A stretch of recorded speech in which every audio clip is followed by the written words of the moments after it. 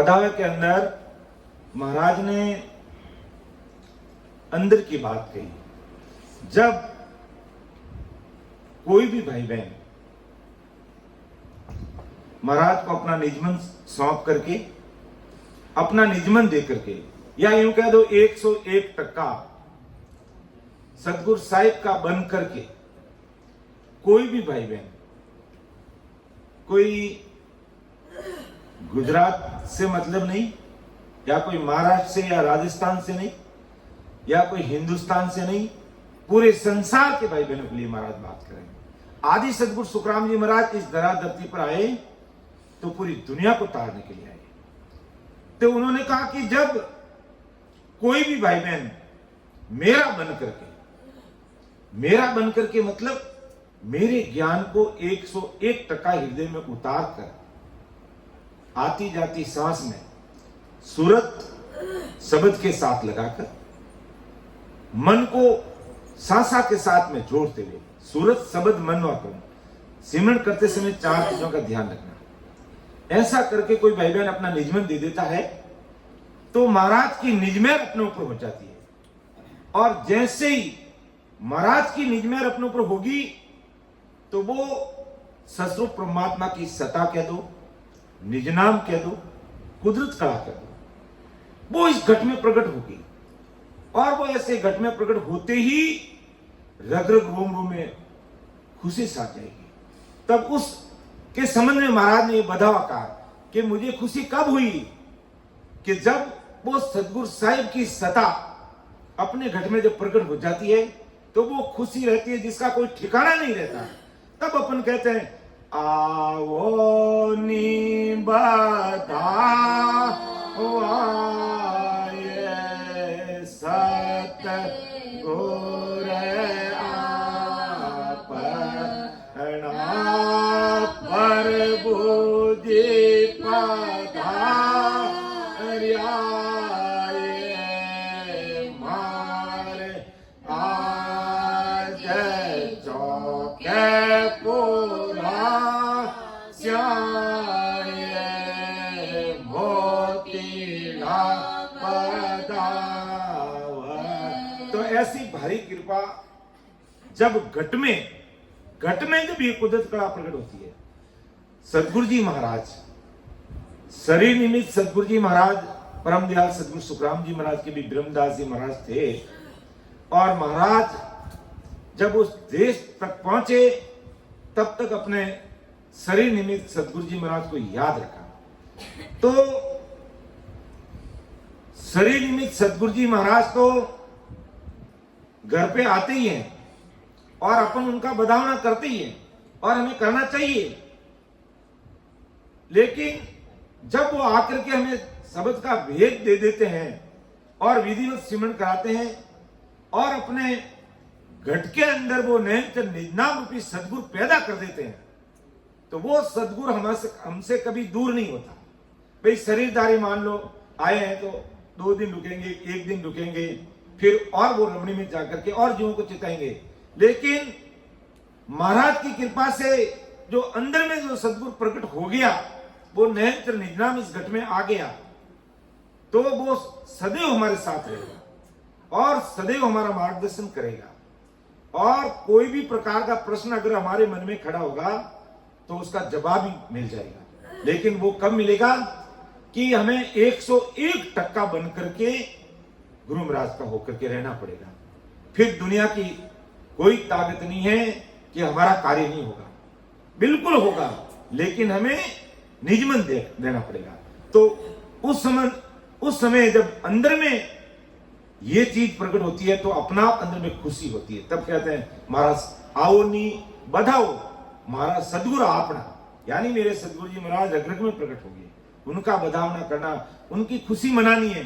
और जब वो आते तो क्या प्रेम रा हिलोड़ा हृदय हरा, यानी अपार प्रेम आने लग जाता है। और जय जय रया त्रिवेणी रे भवना, देखो मारा गुराजी रो भाव। और जैसे ही वो सत्सबद घट में आया तो रजनी बिलाई ये सूरज उगियो, यानी अज्ञानता रूपी रात्रि खत्म हो गई, यानी अज्ञानता रूपी अंधकार हमारा खत्म हो गया और शब्द रूपी सूर्य इस घट में प्रकट हो गया। ऐसा बखान जो अभी हमने इस पद को हरदिश को लिया ना, तो मोटा मोटा मैं थोड़ा आपको बता दूं, क्योंकि हमारे राजस्थान की जो राग है वो आपकी राग से जरूर थोड़ा मेल नहीं खा सकती है, लेकिन भाव एक ही है। आप बोलो, चाहे गुजरात के भाई बहन बोलो, महाराष्ट्र के भाई बहन बोलो, राजस्थान के भाई बहन बोलो, या दुनिया के किसी कोने से बोलो, भाव सबका एक ही रहता, क्योंकि मार्ग एक ही है सभी का। बोलने में, कहने में फर्क रह सकता है, राग ढाल का फर्क रह सकता है, लेकिन बात एक ही है कि अंदर में जब सद्गुरु प्रकट होंगे तो अज्ञानता रूपी अंधकार हमारा मिट जाएगा और शब्द रूपी सूर्य इस घट में प्रकट हो जाएगा। और शब्द रूपी सूर्य जब तक घट में प्रकट नहीं होगा अपना काम नहीं होगा। इसलिए इस बात का हमें ख्याल रखना है।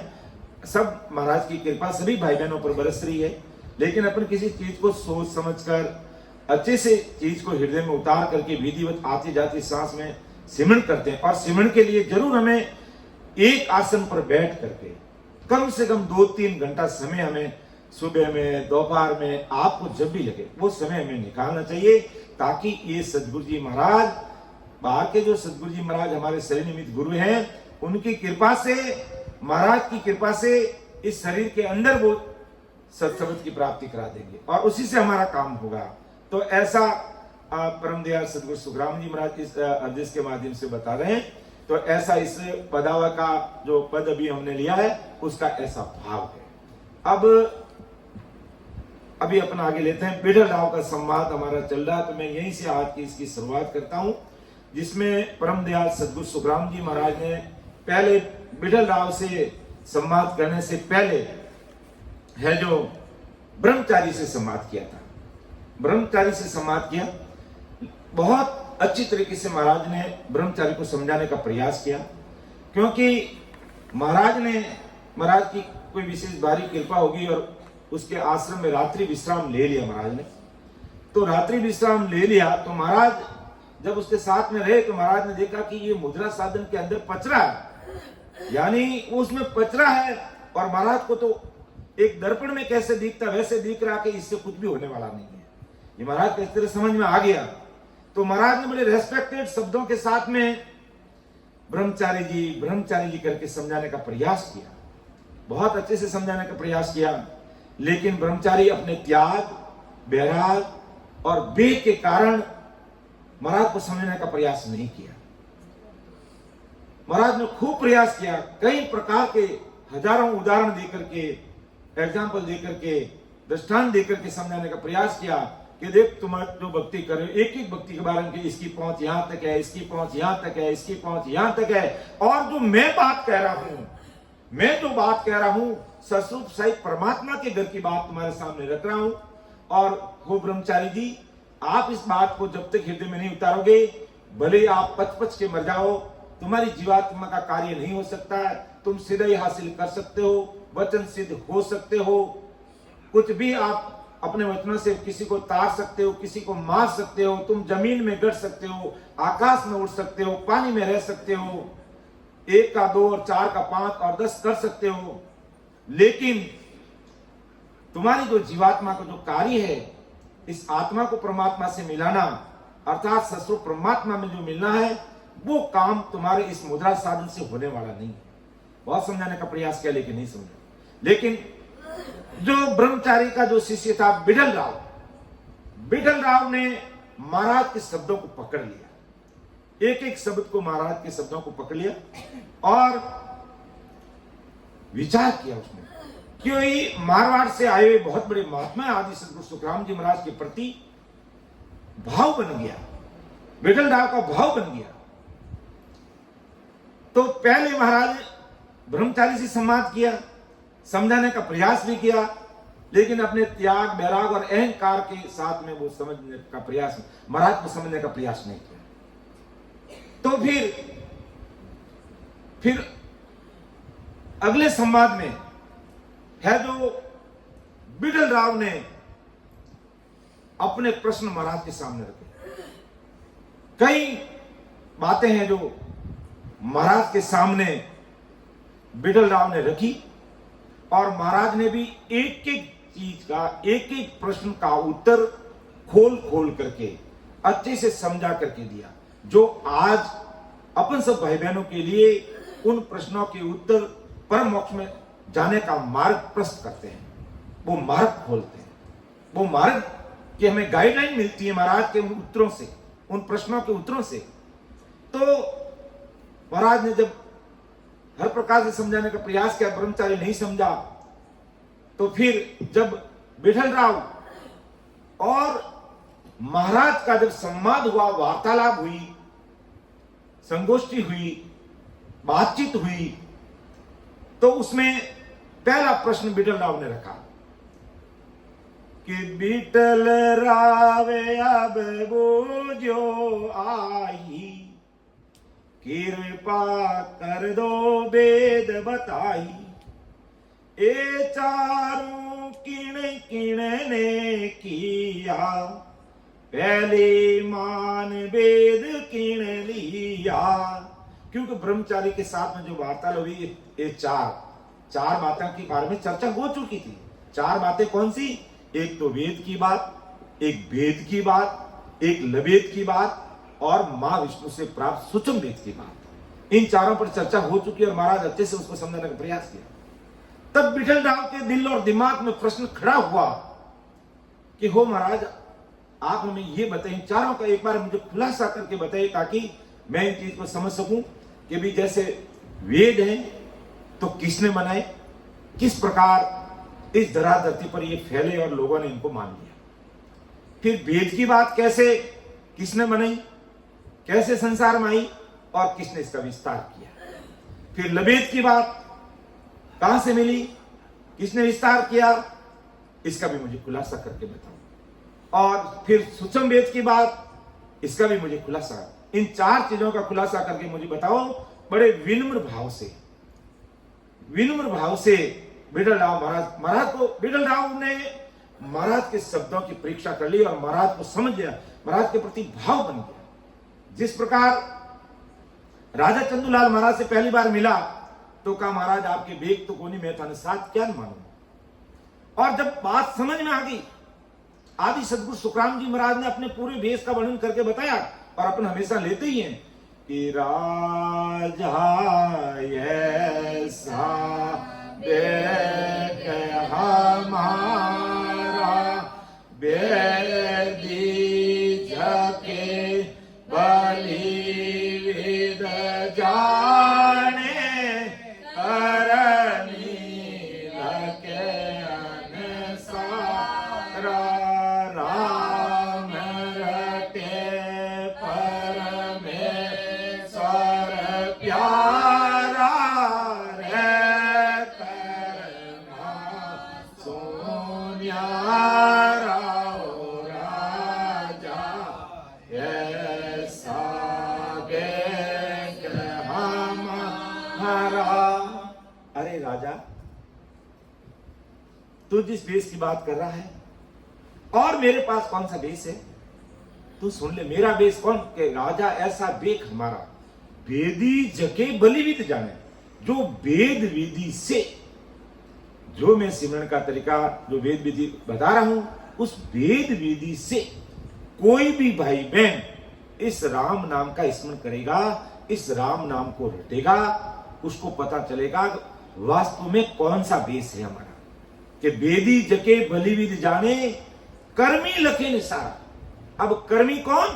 जो वेद की, लवेद की और मां विष्णु से प्राप्त सूक्ष्म वेद की जो बात करने वाले हैं, वेद की, लवेद की और सूक्ष्म वेद की जो बात करने वाले हैं, करनी कर्मों में लगे हुए हैं, वो मेरा जो अंदर का वेश है उसको नहीं समझ सकते।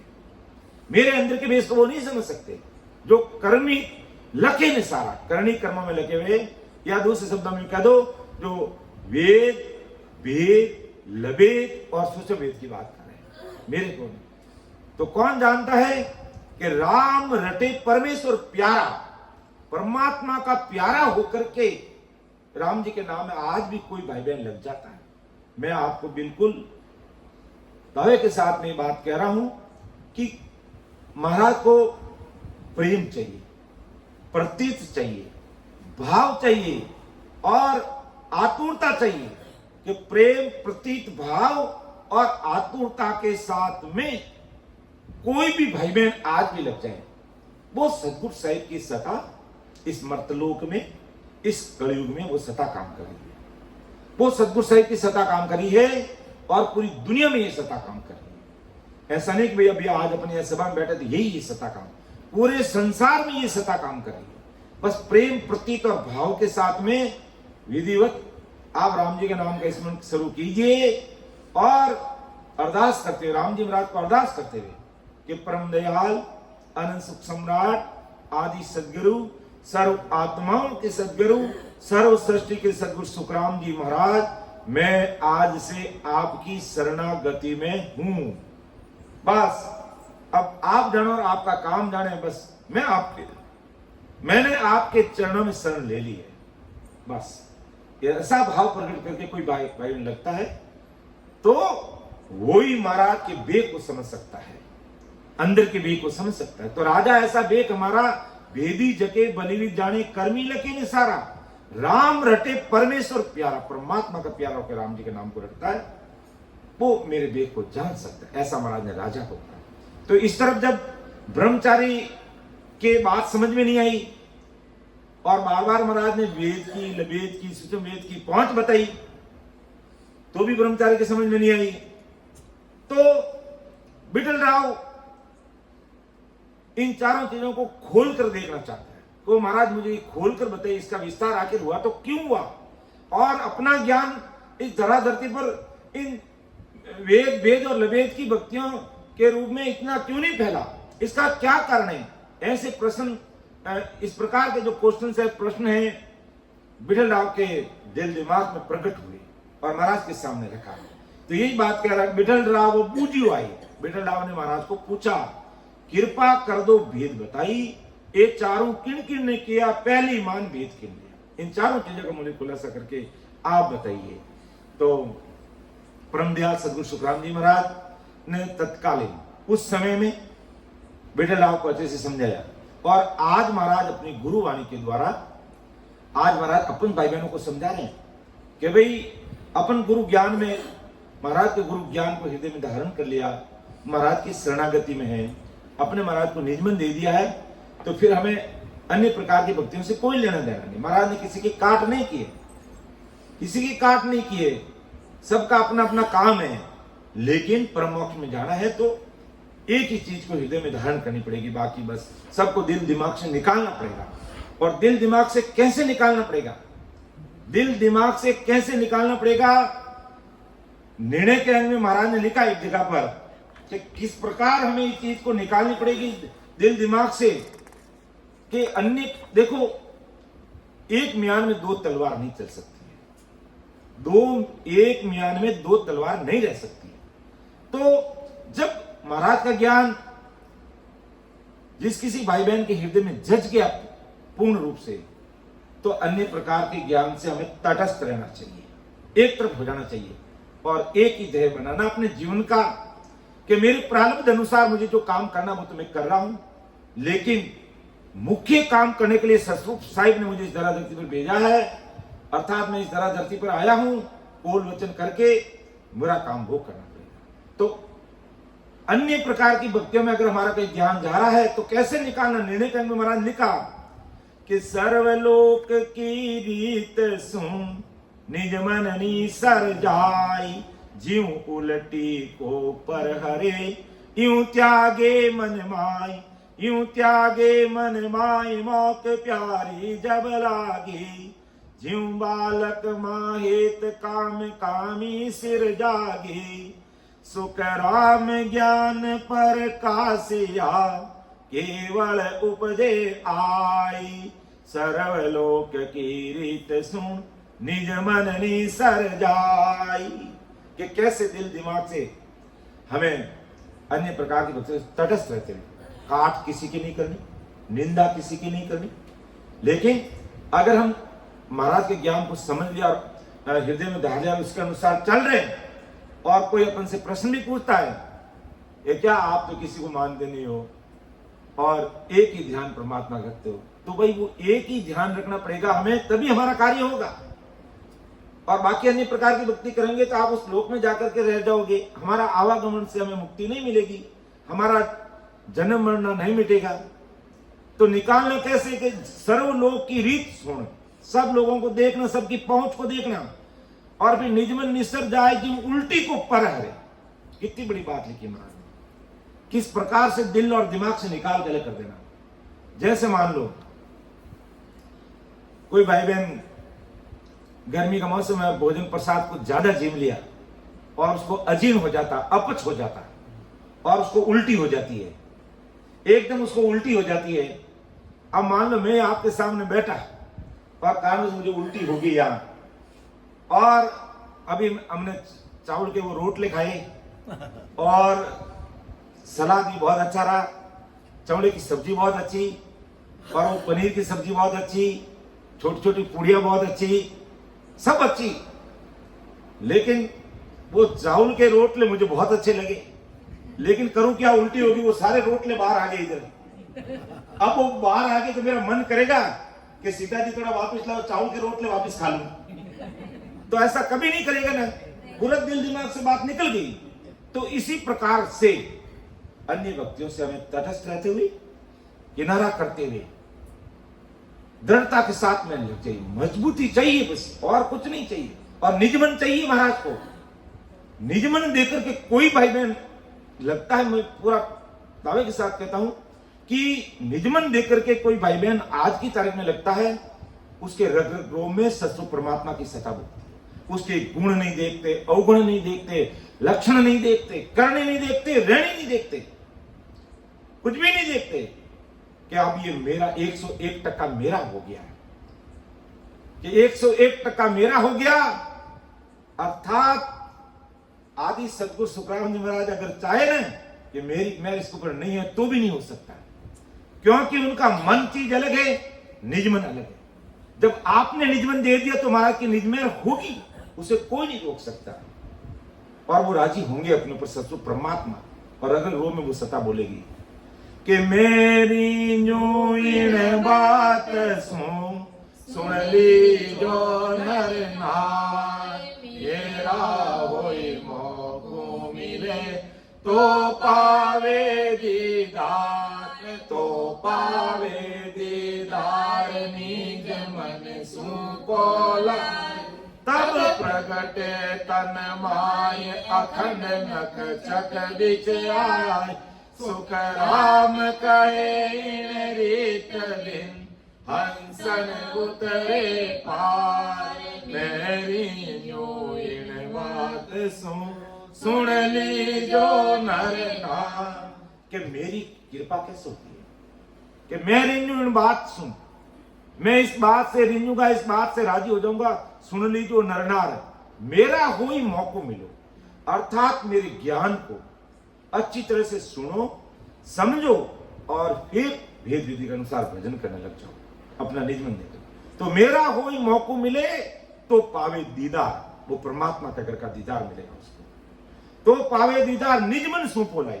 ये भी निजमन की बात है, बस निजमन से स्वीकार कर लिया इस चीज को, तो सत्व परमात्मा की निजमेर अपने ऊपर होगी, या अपन यूं कह सकते हैं आदि सदगुरु सुखराम जी महाराज की कृपा अपने ऊपर होगी।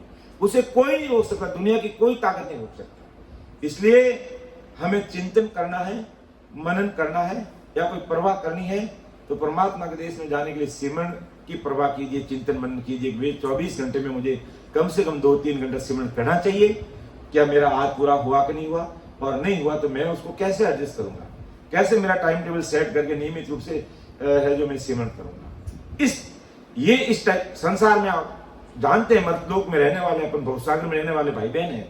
हमारे सामने घर, परिवार, समाज, देश, अड़ोसी पड़ोसी, गांव, सब कई प्रकार के कर्तव्य दायित्व हमारे साथ में रहते हैं, और हम उन सबको निभाना पड़ता है।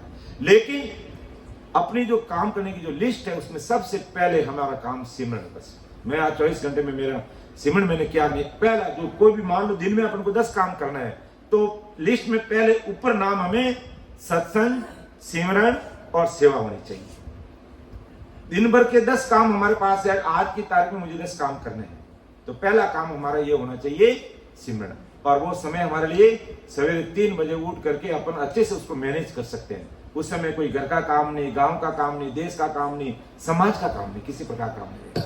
तो ऐसा विचार करके लग जाते हैं, तो राम जी महाराज कृपा। लेकिन जब इसमें लग गए तो जीव त्यागे मनमाई मौक प्यारी जब लागे, जैसे उल्टी जीव उल्टी को ऊपर है, उल्टी होने के बाद उससे हमारा दिल दिमाग नहीं जाता, जल्दी से कहीं भी इस पे रेत डाल दो, इसको हटाओ, साफ करो इसको, नहीं तो और उल्टी हो जाएगी। तो इसी प्रकार ऐसे तटस्थ करके और फिर हमें परमोक्ष जाने की बात के प्रति प्रेम आ जाए। जैसे बालक को मां से कैसा हेत रहता है, मां नन्हा बच्चा होता है, पालने में सोरा होता है, और मां कहीं भी रहेगी और बच्चे को भूख लग गई और बच्चा रोने लग गया तो मां को पता चल जाएगा, मां को पता चल जाएगा। और हमारे उधर राजस्थान में कहते हैं कि मारे पौना होने लग जाए। पौना का मतलब कहते हैं ऐसी ऐसी स्थिति बन जाती है कि स्तन में दूध आने लग जाता है, वो बच्चा रोने लग जाता है, ऐसा प्रेम आ जाता है। तो ऐसा प्रेम जैसे मां और बच्चे के प्रति कैसा प्रेम है, ऐसा प्रेम इस निज नाम से चाहिए, ऐसा प्रेम सतरूप की सत्संग से चाहिए, सदगुरु जी महाराज से चाहिए ऐसा प्रेम। और काम कामी सिर जागे, विषय वासना में लगे लोगों की कितनी उसकी विषय वासना में रुचि रहती है। तो इसी प्रकार हमें परमोक्ष जाने में रुचि रहनी चाहिए। सुखराम ज्ञान प्रकाश या केवल उपजे आई, ऐसा ज्ञान जब घट में प्रकट होगा तो ये केवल हमारे घट में उपजाएगा। तो सर्वलोक की रीत सुन निजमन निसर्जा, निजमन से अन्य भक्तियों को किनारा करते हुए। तो बिटल राव ने पूछा हो महाराज, वेद भेद लबेक और सुषम वेद की बात हमें समझाइए विस्तार रूप से कि ये कहां से प्रकट हुई, कैसे विस्तार हुआ संसार में, ये चीजें कहां से आई और लोगों ने इनको क्यों मान लिया और अपना ज्ञान क्यों नहीं फैला। ये सारी चीजें बिटल राव अपने दिल और दिमाग में ला करके महाराज को पूछ रहा है। तो परम दयाल सदगुरु सुखराम जी महाराज पहले वेद की बात करें, जो 4 वेद ब्रह्मा जी ने बनाए ना उनकी बात करें कि 4 वेद सुन ब्रह्मा किया, नारद सीख श्रवण लिया, उन्हें उपदेश व्यास ने गायो, इस विद वेद जग में आयो। अर्थात 4 वेदों के रचयिता ब्रह्मा जी, ब्रह्मा जी ने 4 वेद बनाए, नारद मुनि ने उनको सीख याद किया और फिर नारद मुनि ने वेदों का उपदेश किसको दिया, वेद व्यासी को दिया, और वेद व्यासी ने इन वेदों को संसार में प्रकट कर दिया। और इसी के साथ में ब्रह्मा जी ने क्या किया, 88,000 ऋषि पुत्रों को पैदा करके पूरे जगत के अंदर अपने 4 वेदों का ज्ञान फैलाने के लिए इस संसार के अंदर भेज दिया।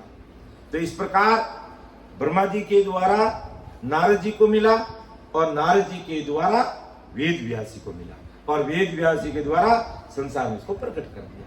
ये वेद की बात हुई। इसके बाद में अब वेद, दूसरी बात कि वेद वेद ओ सुन ले भाई, गोरखनाथ बरणियो आई, शिव सु मच्छ सुन परगट कियो, शिव सु वेद सकल ने लियो। अब देखो वेद यानी अष्टांग योग की साधना, वेद का मतलब क्या, अष्टांग योग की साधना। इसके रचयिता कौन थे, शंकर भगवान थे।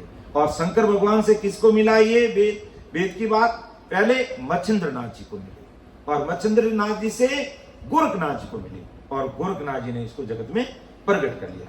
जिस प्रकार वेद ब्रह्मा ने बनाए, नारद मुनि ने सुना और वेद व्यास ने प्रकट किया। तो इसी प्रकार वेद मतलब अष्टांग योग की साधना के रचयिता कौन, शंकर भगवान। और शंकर भगवान से किनको मिला, मच्छिंद्रनाथ जी को, और मच्छिंद्रनाथ जी से किनको मिला, गोरखनाथ जी को, और गोरखनाथ जी ने जगत में प्रकट कर दिया। और मच्छिंद्रनाथ जी कैसे प्रकट हुए उसकी एक लंबी कथा है, उसको ऐसे कोई मतलब नहीं है, लेकिन फिर मच्छिंद्रनाथ जी से गोरखनाथ जी को और गोरखनाथ जी ने इनको जगत में प्रकट कर दिया। अब बात है लबेद की। वेद की बात बिटल राव को बता दी, वेद की बात बता दी कि भाई इस प्रकार इस संसार में आए बनाने वाले रचयिता ये थे, इस प्रकार ये प्रकट हुआ। अब लबेद की बात बता रहे हैं कि मां शेष लबेद बनायो, आद सगत सेवा भी पायो, विश्वकर्मा सिरिया दे भाई, परगट कियो आन जुग माई। अब लबेद, सबसे पहले लबेद इस धरती पर कहां से आए, आदि शक्ति से। आदि शक्ति का मतलब जब पृथ्वी की रचना में सर्वप्रथम उस समय जो शक्ति थी उसको कहते हैं आदि शक्ति। माँ विष्णु किसे कहते हैं? जो पृथ्वी की रचना के समय पहले जो माँ विष्णु बना उसको माँ विष्णु। माँ शेष किसे कहते हैं? कि पृथ्वी की पहली रचना में जो माँ शेष भगवान थे पहले, उसको माँ शेष कहते हैं। तो आदि शक्ति से ये जो लवेद, जिसे अपन बेकरी वाणी से बोलते हैं ना, एक सासा साधन कहते हैं, बाहर सासा निकाल के बोलते हैं उसको कहते हैं बेकरी वाणी भी कहते हैं, लवेद कहते हैं। तो आदि शक्ति से किसको मिला? माँ शेष को, यानी माँ शेष को मिला, और माँ शेष से फिर विश्वकर्मा और सूर्योदय ने इसको जगत में प्रकट किया। किसको? लवेद को, लवेद की बात। तो सूर्योदय माँ के द्वारा पहला जी को ज्ञान मिला, तो लेकिन वो बेकरी वाणी से राम राम किया था, उसका गुण प्रकट हुआ, माया का गुण प्रकट हो गया।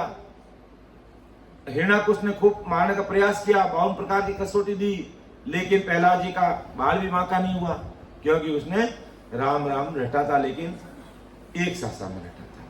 तो उसका गुण तो प्रकट ही है। आप राम राम बोलते हो, राम नाम बोलने का गुण है, लेकिन भेद विधि से रटोगे तो नैन निज नाम प्रकट होगा, और बेकरी वाणी से राम राम करोगे तो माया का गुण प्रकट होगा। अब अपने हाथ में है कि आपको माया का गुण प्रकट करना है या नैन निज नाम प्रकट करना है, ये विचार करने की बात है। तो मां शेष लवेद बनायो, आद सगत सेवा भी पायो, विश्वकर्मा सिरिया दे भाई, प्रगट कियो आन जुग माई। अब सूक्ष्म वेद की उत्पत लाहूं, माँ विष्णु सु तो बताऊं, लक्ष्मी विष्णु बहुत सुख पाया, सनकादिक सुन जग में लाया। अब देखो सूक्ष्म वेद जो माँ विष्णु से प्राप्त हुआ उसकी बात करेंगे। वेद की बात होगी, वेद की बात होगी, लवेद की बात, और अब चौथा हो गया सूक्ष्म वेद की बात। तो ये सूक्ष्म वेद सबसे पहले हमें कहां से मिला? माँ विष्णु से और लक्ष्मी से मिला, और माँ विष्णु और लक्ष्मी के द्वारा फिर जो सनकादिक मुनियों को मिला। 4 जो सनकादिक मुनि हुए ना सर्वप्रथम के सनातन और सनंत कुमार, इन सनकादिकों ने इनको धारण किया और इनको जगत में फैला दिया। तो महाराज ने बिठल राव को वेद की बात बताई, वेद की बात बताई, लवेद की बताई, सूक्ष्म वेद की बात बताई। और अब आगे महाराज क्या फरमा रहे हैं कि जब माँ विष्णु से जो सूक्ष्म वेद की भक्ति प्रकट हुई और सनकादिक मुनियों ने इसको संसार में चौड़े किया, प्रकट किया, तो ऋकब देवता में तत्छाण्यो, सूक्ष्म वेद में तत् पिछाण्यो, वहां प्रगट कियो जग में आई, विद 24 तीर्थंकर जानी। के जगत में ऋकब देव ने सूक्ष्म वेद को सुना और उसमें से तत्व यानी सार चीज को निकाला और उसको जगत में प्रकट किया। यानी ऋकब देव ने और 24 तीर्थंकरों ने इस तत्व को सार चीज जो माँ विष्णु के द्वारा सूक्ष्म वेद था उसका सार तत्व निकाला। किसने? ऋकब देव जी ने, और उसके साथ में 23 तीर्थंकर थे, उन्होंने भी इसको धारण किया। तो इस प्रकार 24 तीर्थंकरों ने सूक्ष्म वेद का तत्व प्रकट किया और इसको जगत में प्रयास किया।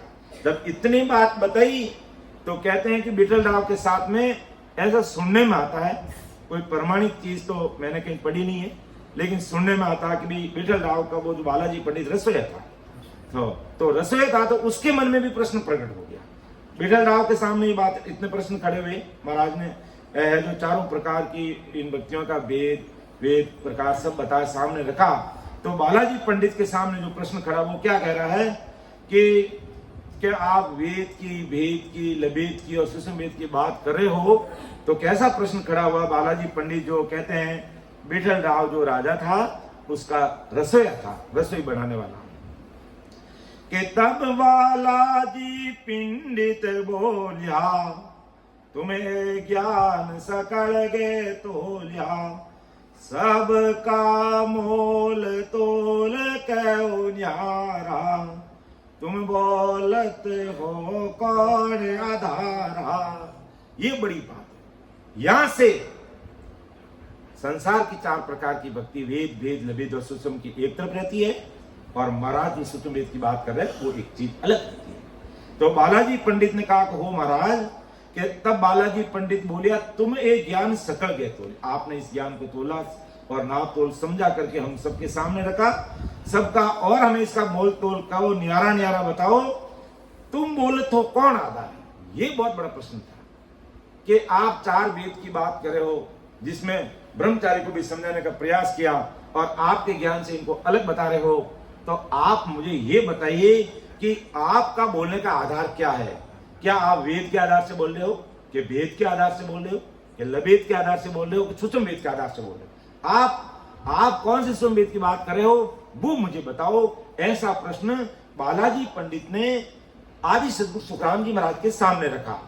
तो सुखराम जी महाराज जवाब फरमाते हैं, आदि सदगुरु सुखराम जी महाराज के सुख राम वेद क्यों लाही, बालाजी पंडित सुन भाई, मैं बोलूं इन आधारा, वो छुचम वेद इन सब सुन्यारा।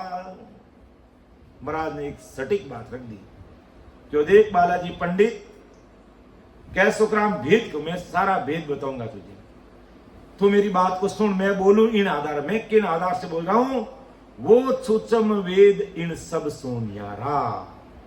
अर्थात मैं मां विष्णु से प्राप्त सूक्ष्म वेद की बात नहीं कर रहा हूं, मैं उस सस्वरूप परमात्मा के रूप में मिला हुआ जो सस्वरूप सूक्ष्म वेद नयनचर निजनाम है, मैं उसकी बात कर रहा हूं। मेरा आधार वो है, और मेरा आधार नहीं है, पूरी दुनिया का आधार वो है। पूरी ब्रह्मा विष्णु में शक्ति ने रचना की, प्रति धरती आकाश पाताल स्थिर नहीं हुए, तो आकाशवाणी में सस्वरूप साई परमात्मा ने कहा कि इसको सत्सबद का आधार दीजिए, तभी ये धरती आकाश पाताल स्थिर हुए, और फिर उन्होंने अपनी रचना का कार्य शुरू किया। तो ये संसार भी, इस संसार की रचना भी सत्सबद के आधार से हुई है, और मेरे बोलने का जो आधार है बालाजी पंडित, वो है सूक्ष्म वेद इन सब सुन्यारा, यानी वेद वेद लवेद और मां विष्णु से प्राप्त सूक्ष्म वेद, इनसे मेरा जो सूक्ष्म वेद है, मेरा जो नयनचर निजनाम है, वो इन सबसे अलग है। वो मेरा सूक्ष्म वेद है वो अलग है। अर्थात कहने का मतलब, मेरा जो नयनचर निजनाम है, सस्वरूप साहिब की जो कुदरत कला है, वो इन सब से अलग है। और जो तुमने 4 चीज जो आज संसार जिसको धारण कर रखा है, वो चीजें चारों अलग, और जो मैं सस्वरूप परमात्मा के नाम के निजनाम की कुदरत कला की नयनचर की बात कर रहा हूं, परापरी से वो सस्वरूप परमात्मा का देश है, वो मेरे अंदर प्रकट हुआ, और मेरा आधार बोलने का वही है। मैं उन आधार से बोलूंगा कि इन आधार वेद सब किया, ब्रह्मवेव जगत को दिया, बोलिया संत सुच में आधारा, पण काम काम में फर्क विचारा। अब महाराज ने साकी को और खोलने का प्रयास किया। क्या कहा कि इन आधार वेद सब किया, 4 वेदों की रचना की, उसको आधार भी उस सस्वरूप परमात्मा का ही था। सस्वरूप परमात्मा के आधार से ही ब्रह्मा जी इस धरती पर प्रकट हुए, और उसके आधार से ही वेद बनाए। ब्रह्मा देव जगत को दिया और पूरे संसार को दिया, लेकिन आधार किसका था? सस्वरूप साहिब का था। बोलिया संत सूक्ष्म आधार, और जितने भी संजन बोले वो भी सूक्ष्म वेद, यानी उस नयनचर निजनाम का ही आधार था, पर काम काम में फर्क नहीं आया। लेकिन ब्रह्मा जी ने 4 वेद बनाए, आधार सस्वरूप परमात्मा का था, लेकिन काम में फर्क है। ब्रह्मा जी का काम क्या? संसार की रचना करना, जगत को बसाना। और संतों का काम, उनका भी काम उसी आधार से हो रहा है, सस्वरूप परमात्मा के आधार से ही हो रहा है। लेकिन संतों का काम इस जीव जो संसार में प्रकट हुए, पैदा हुए हैं, उनको महाकाल के दुखों से निकाल के राम जी के देश में भेजना। और ब्रह्मा जी का काम क्या है? आधार तो उनको ही सस्वरूप का है, लेकिन इनका काम संसार को बसाने का। दोनों का आधार एक ही है, लेकिन दोनों का काम अलग अलग है। इसलिए महाराज के मैं बोलूं इन आधारा, वो सूक्ष्म वेद इन सब सुन्यारा, ये सूक्ष्म वेद इन सबसे न्यारा है। महाराज ने पद में भी बोला कि बांधा केवल वेद न्यारो जी, सत स्वरूप आनंद पद कही,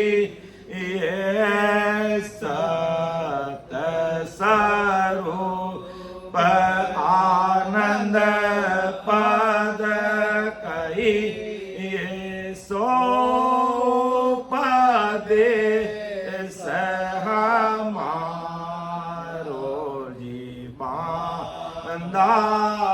केवल भेद नियारो, बिरमा विसन महे सन पायो, बिरमा विसन महे सन पायो, ना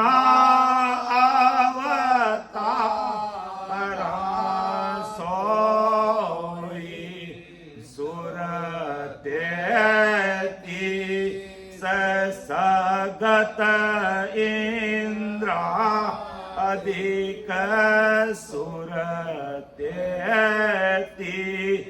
सगत इंद्रा अधिक निकन जान्यो कोई रे बांधा केवल वेद नियारो। ये बांधा ये केवल वेद नहीं, हरजी भाटी को महाराज का मन को भी कहा कि केवल का वेद नियारा है। सत्य स्वरूप आनंद पद कहिए, सो उपदेश हमारो कहिए। मैं सतस्वरूप साहिब परमात्मा के घर का उपदेश करता हूं, क्योंकि सतस्वरूप साहिब ने मुझे इस धरा धरती पर नहंच निजनाम रूपी खाना दे करके अनंत जीवों को परमोक्ष भेजने के लिए संसार में भेजा। इसलिए मैं उपदेश अमर लोक जाने का करता हूं। और महाराज ने संसार में इस एक ही चीज सामने रखी, कहीं पर भी कहीं माया को महाराज ने प्रधानता नहीं दी, और न ही कहीं पर महाराज ने मायावी परिचय दिए। महाराज ने परिचय दिए, घट परिचय दिए कि घट में कैसे सत्संग प्रकट होता है और किस प्रकार पूर्व के 6 कणों का अनुभव करता है, किस प्रकार पिछम के 6 कणों का अनुभव करता है, धर्मराय को जीतता है, ईड़ा पिंगला सुकमणा के द्वारा त्रिकुटी में आता है, फिर 3 ब्रह्म के 13 लोकों को पार करके 10वें द्वार से परे हो जाता है, सता समाधि में वो सदैव आनंद में लीन हो जाता है। तो मेरा उपदेश ये है, और मैं जो सत्संग की सता की जो बात कर रहा हूं, मैं जो नयनच निज नाम की जो बात कर रहा हूं, ये ब्रह्मा विष्णु मेष न पायो ना अवतारा सोई। ब्रह्मा विष्णु में इसके पास ये चीज नहीं थी, ना अवतार 10 अवतार रामचंद्र जी कृष्ण भगवान उनके पास ये चीज नहीं थी, और सुर 33 शक्त इंद्रादि 33 कोटि प्रकार के देवी देवताओं के पास में ज्ञान नहीं था। और नेक न जानियो कि नेक यानी जरा से भी इनको जानकारी नहीं थी, जो आदि सदगुरु सुखराम जी महाराज बता रहे। और तो और क्या कि ज्ञानी ध्यानी संत साधरे ना जोगेश्वर पावे। बड़ी बात देखिए, कितने अपन भाग्यशाली नहीं, परम भाग्यशाली भाई बहन हैं कि इतने बड़े बड़े महारथी ब्रह्मा विष्णु महेश शक्ति अवतार और ज्ञानी ध्यानी साध संतरे ना जोगेश्वर पायो। दुनिया सकल कौन गिनती में शेष ब्रह्म लग धावे। तो दुनिया बेचारी क्या कर सकती है, शेष भगवान भी होन काल तक की भक्ति कर रहे हैं। तो अपन तो किस बात की मूढ़ी हैं, इतने बड़े बड़े महारथियों को भी सत्संग की सता कह दो, नयनचंद नाम की सता कह दो, सत्संग की सता का पराक्रम इनको भी मालूम नहीं था। अर्थात सत्स्वरूप आनंद पद का वेद माया ब्रह्म के ज्ञानी ध्यानी संत साध, ज्ञानी यानी नारद मुनि, ध्यानी यानी ध्रुव जी, संत यानी दत्तात्रेय जी, साधु यानी सनकादिक मुनि, इनके पास में भी ज्ञान नहीं था। और ना जोगेश्वर, कि जोगेश्वर भी कौन कौन से, कबीरिया, हरि, अंतरिक्ष, प्रभु, पिपल्यान, अरिहोत्र, दुर्मिश, तम्स, करभाजन, इन्होंने भी केवल भक्ति का भेद, इतने बड़े बड़े पूरी दुनिया इनको बड़ा मानती है। किस आधार पर मानती है, 3 लोग की भक्ति के आधार पर इनको बड़ा मानती है। लेकिन इनके पास भी परम दयाल अनंत सुख सम्राट आदि सदगुरु सुखराम जी महाराज के ये जो मेरा जो सत्सबद की सता का जो पराक्रम है, इनको नीक भी मालूम थे, जरा से नहीं मालूम था। और ब्रह्मा विष्णु महेश को भी और शक्ति को भी सत्सबद की सता का कब पता चला? जब उन्होंने धरती की रचना की, और जब धरती, आकाश और पाताल स्थिर नहीं हुए, आकाश में कहा कि इसको सत्सबद की सता का पराक्रम दीजिए, और सत्सबद की सता से वो स्थिर हुए, तब इन्होंने इस नाम को, निज नाम को, सत्सबद को बड़ा मानना समझा। लेकिन इसमें मिलने का, अमर लोक जाने का भेद इनके पास नहीं था। इसलिए परमदयाल आदि सदगुरु सुखराम जी महाराज कहते हैं कि सत्स्वरूप आनंद पद का ये वो उपदेश हमारा, जो इन ब्रह्मा विष्णु में शक्ति अवतारों के पास में नहीं था। आज अपन रामचंद्र जी को बड़ा मानते, विष्णु के अवतार थे, और अभी भी कलयुग में कहते हैं 500 साल का कलंक है जो पूरा हुआ और राम राज्य स्थापित हुआ। तो 3 लोग की भक्ति के अनुसार रामचंद्र जी बड़े थे, लेकिन उन्होंने भी वशिष्ठ मुनि के पास में जाकर, हो महाराज मुझे वो चीज दीजिए जिससे मैं बार बार इस विष्णु अवतार में नहीं आऊं और मेरी जीवात्मा का कार्य, क्योंकि मैंने इस धरती पर मुझे आते हुए कितनी बार होगी, 4 करोड़ 4 लाख 2,000 वर्ष बाद रामचंद्र जी इस धरती पर आए, और इसलिए आए दुनिया को मर्यादा सिखाने के लिए। मर्यादा पुरुषोत्तम कहते हैं, इसमें कोई दो राय नहीं। रावण को मारने के लिए आए, बुराई को खत्म करने के लिए आए, बिल्कुल आए। तो वो निमित्त अवतार थे, वो निमित्त अवतार होकर के आए, और संत क्या है, नित्य अवतार है, और वो निमित्त अवतार थे। तो संसार को मर्यादा सिखाना और रावण रूपी बुराई को खत्म करने के लिए रामचंद्र जी आए, और आज भी अपनी याद करें। लेकिन उनके पास भी जब ये भेद नहीं था, तो वशिष्ठ मुनि को कहा, गुरुदेव अब मैं इस अवतार की पदवी से ऊब गया हूं। क्या कहा? कि मैं इस अवतार की पदवी से ऊब गया हूं। यही बड़ी विशेषता है 3 लोक की भक्तियों की और सतरूप साहिब के सत्सबद की सता का। सत्सबद की सता का हम कितना ही 4 घंटे 10 घंटे 24 घंटे सिमरन कर लेंगे तो उबेंगे नहीं, लेकिन 3 लोक की भक्ति करने वाले उब जाएंगे। अब रामचंद्र जी कह रहे हैं कि मैं इस विष्णु पद से, अवतार की पद से उब गया हूं गुरुदेव, और अब मुझे इस अवतार की पदवी नहीं चाहिए, इतनी बड़ी पदवी है मुझे नहीं चाहिए, क्योंकि मैं दुनिया को मर्यादा सिखा रहा हूं। कोई मेरी मर्यादा को आज मान रहा है? मैं रावण को खत्म कर रहा हूं, लेकिन घर घर में रावण पैदा हुए, तो मुझे इस संसार को ना तो मर्यादा सिखानी है और ना मुझे बुराई को खत्म करना, क्यों मेरी बात कोई नहीं मान रहा। और मैंने प्रैक्टिकल करके दिखाया, रामचंद्र जी का मैंने प्रैक्टिकल करके दिखाया कि किस प्रकार मर्यादा माननी है। जब मेरा राज तिलक होना था और उससे मुझे 14 वर्ष का वनवास मिला, सहर्ष मैंने हंसते से स्वीकार कर लिया, दुनिया के सामने प्रैक्टिकल उदाहरण दिया, तो भी ये दुनिया नहीं मान रही है। तो आज दुनिया अपने बाप को कोर्ट में खड़ा कर देती है, तो मर्यादा कहां रही?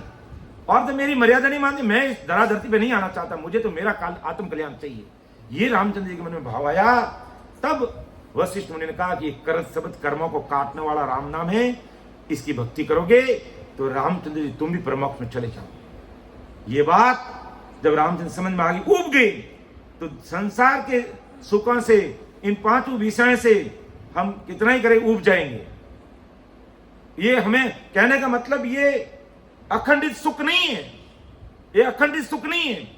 आज अपन को आज मान लो कि भाई हमें चावल का रोटला खिलाया, ठीक है, कल सवेरे फिर चावल का रोटला खिलाएंगे। भाई हम राजस्थानी है तो आज तो बड़ा चाव से खाएंगे, पहली बार हमने तो चावल की रोटी कभी खाई नहीं, और चावल की रोटी हमें बहुत अच्छी लगी और हमने खाई, और सवेरे फिर हमारे फिर चावल की रोटी बना देंगे हमारे वीर सिंह जी, कहेंगे सवेरे चावल की रोटी, फिर दोपहर को चावल की रोटी, शाम को चावल की रोटी, हफ्तों पर चलाएंगे तो भाई साहब अब चावल का रोटला नहीं चाहिए, हमें तो मक्की का रोटला चाहिए या हमें कोई बाजरी का रोटला चाहिए। अब उब जाते हैं संसार के सुखों से, लेकिन ससुर परमात्मा के देश के वो सुख हैं, अपन कभी ऊब नहीं सकते। इसलिए परमदयाल सदगुरु सुखराम जी महाराज बिठल राव को कह रहे, बिठल राव मैं जिस सुसमेत की बात कर रहा हूं वो इन सबसे न्यारा है, मेरे ससुर साहिब की सता इन सबसे न्यारी है, इन सबसे अलग है। और वेद लबेद और सूक्ष्म वेद जो महाविष्णु से प्राप्त है, ये चीज बिल्कुल अलग है। अब तू निर्णय ले कि तुझे परम मोक्ष में जाना है, तो मैं जो नयन से निज नाम की बात कर रहा हूं उसको तेरे घट में प्रकट करना पड़ेगा, और वो मैं कहने से नहीं होगा, मैं कहूँ जिस भेद विधि से तुझे इस तरीके को अपना करके राम जी के नाम का स्मरण करना पड़ेगा तो तेरा भी कार्य होगा, वरना नहीं होगा। तो ऐसा परम दयाल सद्गुरु सुखराम जी महाराज है जो बिड़लाओं को समझाने का प्रयास कर रहे हैं। समय का तकाजा है तो थोड़ी देर आप लेंगे? नहीं बाबू जी, सीता भाई जी को ना हाँ। तो मेरी वाणी को मैं यही विराम दे रहा हूँ। बोलने में समझाने में मेरे से कहीं भी त्रुटि रह सकती है, क्योंकि महाराज का ज्ञान अथाह है, समुद्र है। जैसा महाराज ने लिखा है वैसा तो अपन आप सबके सामने रख नहीं सकते, लेकिन छोटा सा प्रयास है कि महाराज जिस प्रकार कह रहे हैं वो बात आप सबके सामने रखने का प्रयास कर रहा हूँ। और उसमें भी मेरी से गलती रह सकती है तो आप मुझे छोटा भाई समझ के मुझे क्षमा करेंगे। सुन जो मैं निर्दोष हूँ, घाट बांध जैसे हो, तुम्हें हर बोलन हार हो, क्या जानेगा को। परम दयाल अनंत सुख सम्राट आदि सदगुरु सर्व आत्माओं के सदगुरु सर्व सृष्टि के सदगुरु सदगुरु सुखराम महाराज ने धन्य हो धन्य राम सभा में राम। सभी राम सने भाई बहनों को राम राम सा, सबको राम राम, सबको प्रणाम।